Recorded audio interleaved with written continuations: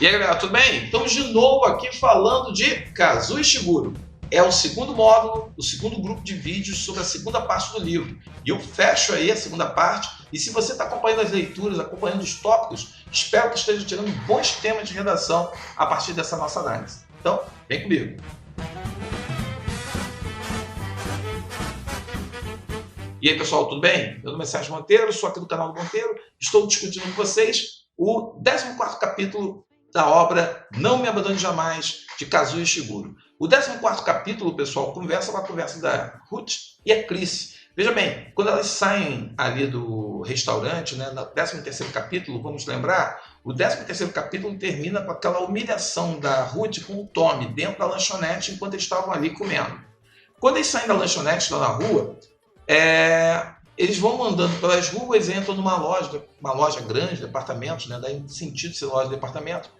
E o Tommy se separa, a Ruth vai para um lado, e aí a Cat também para o outro. Daqui a pouco a Cat começa a procurar a Ruth, e aí ela descobre que Ruth e Chris estão discutindo, conversando afastado, e a Chris quer saber mais informações da Ruth sobre a questão do adiamento. A questão toda ali, você percebe que a Chris ela vai conversar com o pessoal justamente porque, olha só, eu quero saber se vai ou não ter como adiar, e ela não sabe. E elas estão naquela conversa e de repente, quando elas se dão conta, a Cat está perto e elas percebem que a Cat está ouvindo.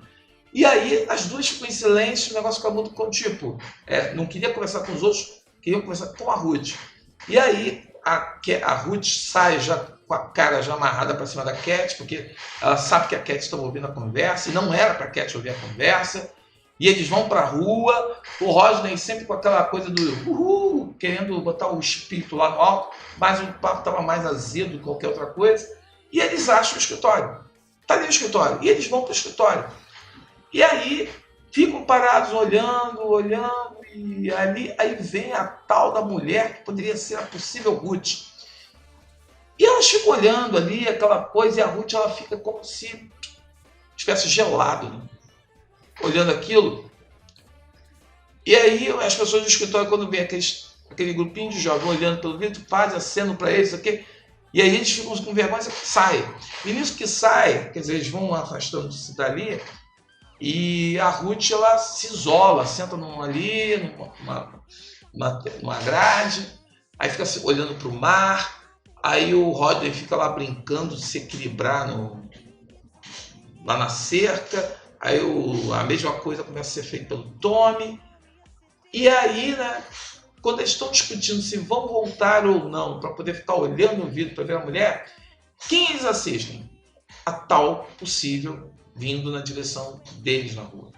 E aí eles decidem fazer o quê? Seguir a mulher. E eles vão seguir a mulher e vão, né, seguir, e vão entrar numa galeria onde a mulher entrou, e eles ficam observando a mulher.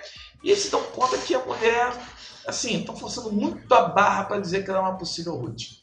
E aí tem uma decepção da Ruth, né? A Ruth ela fica decepcionada, e aí ela começa a desabafar, começa um discurso de desabafo, dizendo que eles não são, que eles são clones sim, mas eles são clones de párias, de pessoas que de repente são marginalizadas, pessoas que são párias sociais, pode ser um morador de rua, lixeiro, pode ser uma pessoa que, apesar que é muito importante que a gente entenda que falar que é lixeiro não é um pária. O lixeiro é uma profissão tão digna como qualquer outra. Mas assim, as pessoas têm um discurso de preconceito de querer colocar como pessoas menores, né?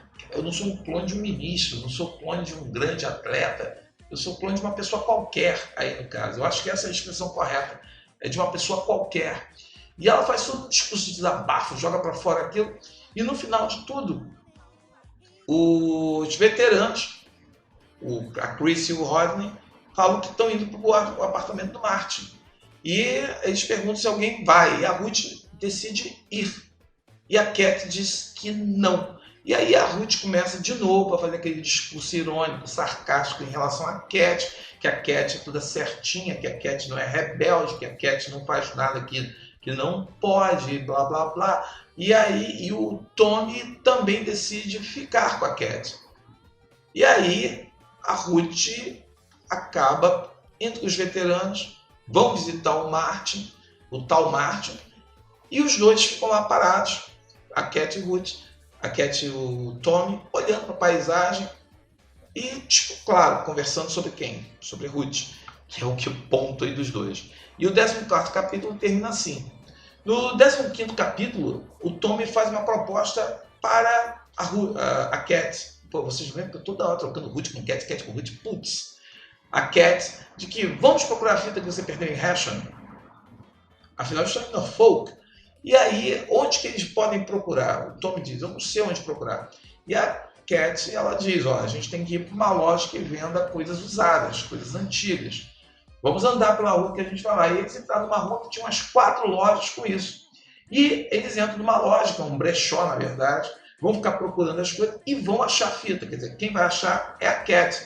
E a Cat, ela mostra a fita, né, pro nosso amigo Tommy, e ele fica decepcionado porque ele queria ter achado. Mas ele toma a fita da mão dela, vai lá e compra para poder deixar de presente para ela. E aí o que acontece? Dentro desse papo, surge de novo a conversa sobre o adiamento e surge uma conversa sobre a galeria, que o Tommy revela que a Miss Lucy havia falado alguma coisa sobre a alma, que quando eles escreviam a poesia, quando eles pintavam, eles estavam revelando ter alma, e que essa alma revelava a essência deles. E o papo do adiamento, veja bem, como é que eles poderiam comprovar que aquele casal não era uma paixonite aguda ou era uma coisa de ocasião se estivesse mentindo? Porque através dos desenhos, da poesia, você revelaria a alma da pessoa e teria como eles comprovarem, através dos desenhos, das imagens, aquilo que seria a essência dessas crianças, a essência desses jovens. Então, eles começam a discutir muito sobre isso. E aí, a Cat relembra o episódio da Madame, quando a viu embalando lá, cantando a música. E o Tommy revela que ele voltou a fazer desenhos, que são bichos imaginários. Ele faz um desenho em segredo.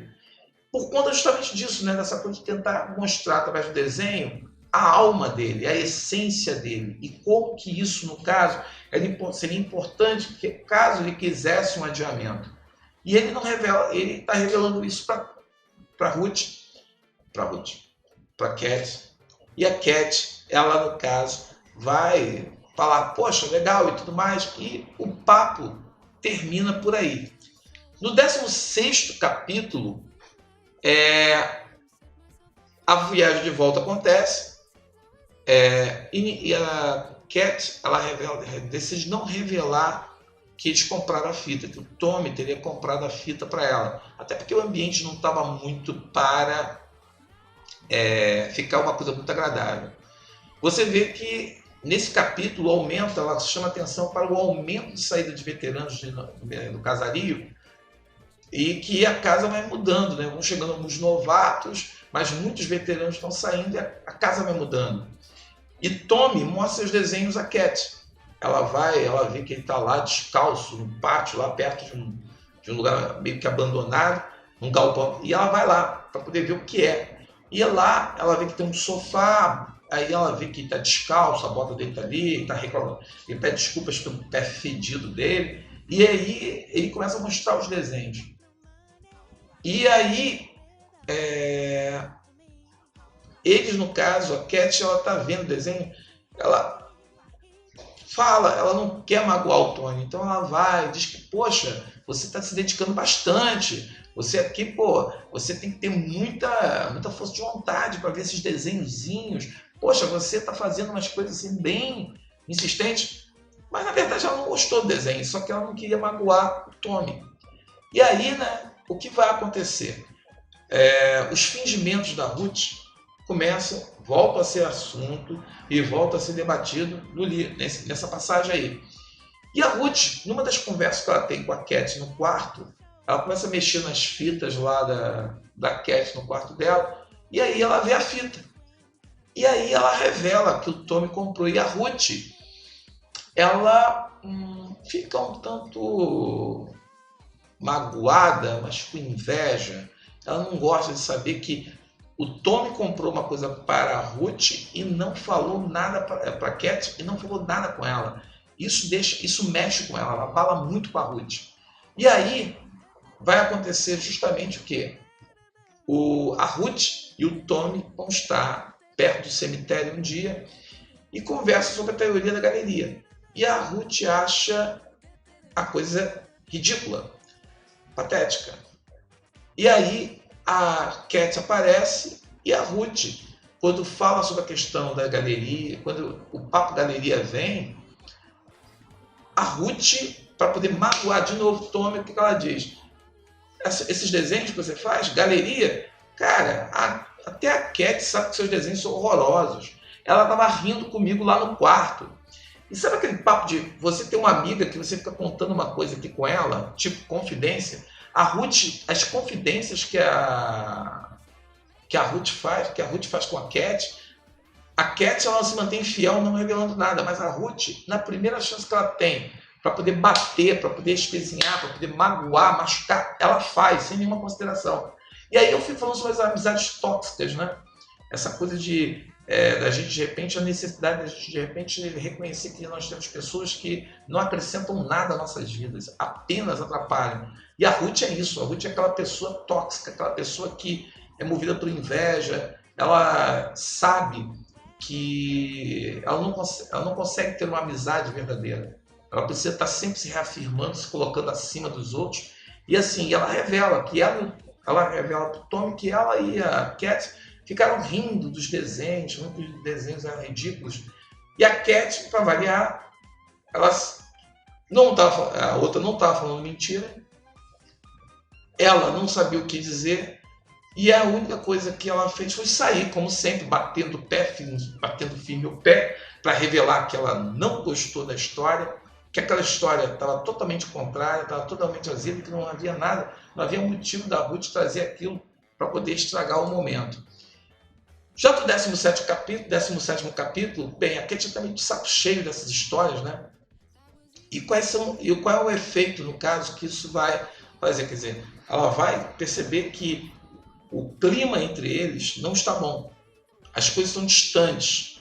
E, veja bem, a Cat, como sempre, procura a Ruth para poder falar sobre os pensamentos do Tommy, sobre aquilo que ele acha, mas a Cat, para poder se distanciar e sair dali, já que o ambiente não estava bom com a Cat, ela decide iniciar o treinamento como cuidadora. E aí, né, a gente termina o 17º capítulo e a gente termina essa parte do casario. O que a gente tem de levantamento disso? A gente percebe que o casario é um local de transição, mas é um local onde você vai perceber que algumas questões são tratadas ali, né? A dificuldade do amadurecimento, a questão da formação das amizades, a busca da identidade, saber quem somos, o que somos, de onde viemos, por que viemos e por que somos de um determinado jeito. Debates sobre isso, né, são bem interessantes e que pode despertar algum tipo de tema. Não sei se sairá daqui. Eu acho que o tema deve sair da primeira parte ou da terceira parte. Não sei, posso estar errado, mas isso aí é um papo para o próximo vídeo, que eu vou falar da terceira parte. E aí, meu camarada, espero você para acompanhar junto comigo esse projeto. Até a próxima!